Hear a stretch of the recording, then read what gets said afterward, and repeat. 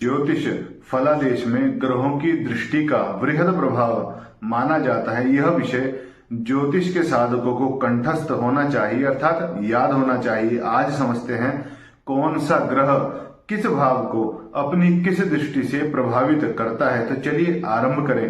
प्रत्येक ग्रह की 4 प्रकार की दृष्टियां मानी जाती हैं, जिन्हें 4 चरणों में विभाजित किया जाता है। प्रत्येक ग्रह अपने स्थान से, अर्थात जिस स्थान या जिस भाव में वह ग्रह विराजित है, उस भाव से 7वें भाव को पूर्ण दृष्टि से, तीसरे एवं 10वें भाव को एक चरण दृष्टि से, 5वें 9वें भाव को 2 चरण दृष्टि से तथा चौथे व 8वें भाव को 4 चरण दृष्टि से देखता है। परंतु मंगल चौथे व 8वें भाव को पूर्ण दृष्टि से, बृहस्पति 5वें व 9वें भाव को भी पूर्ण दृष्टि से, शनि तीसरे व 10वें भाव को पूर्ण दृष्टि से तथा राहु एवं केतु 5वें भाव को पूर्ण दृष्टि से देखते हैं। अर्थात इनका फल पूर्ण दृष्टि के बराबर ही इन भावों में रहता है। बात करें दृष्टि प्रभाव के विषय में, तो एक चरण दृष्टि सबसे कम प्रभावी, 2 चरण दृष्टि उससे अधिक प्रभावी, 3 चरण दृष्टि उससे भी अधिक प्रभावी और पूर्ण दृष्टि सबसे अधिक फल प्रदायक मानी जाती है। उदाहरण से समझते हैं।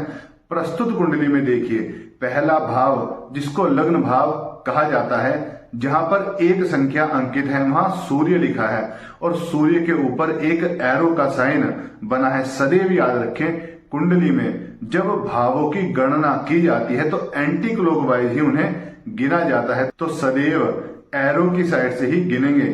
सूर्य से गिनने पर जिस भाव में 3 संख्या लिखी है वह सूर्य से तीसरा भाव है, तथा जहां 10 संख्या लिखी है वह सूर्य से गिनने पर 10वां भाव है। अर्थात इन दोनों भावों पर सूर्य की एक चरण दृष्टि पड़ेगी। इसी प्रकार पुनः सूर्य से गिनते हैं तो 5वें व 9वें भाव में, जहां 5 व 9 लिखा है, 5वें व 9वें भाव में द्वितीय चरण दृष्टि पड़ेगी। इसी प्रकार चौथे व 8वें भाव में तृतीय चरण दृष्टि पड़ेगी एवं 7वें भाव में सूर्य की पूर्ण दृष्टि का प्रभाव रहेगा। इसी प्रकार सभी ग्रहों का दृष्टि विचार करना चाहिए। प्रस्तुत तालिका के माध्यम से आप ग्रहों के दृष्टि व्यवहार को सरलता से समझ सकते हैं। जय जय गंगे महारानी, जय प्रधान तीर्थ हरिद्वार।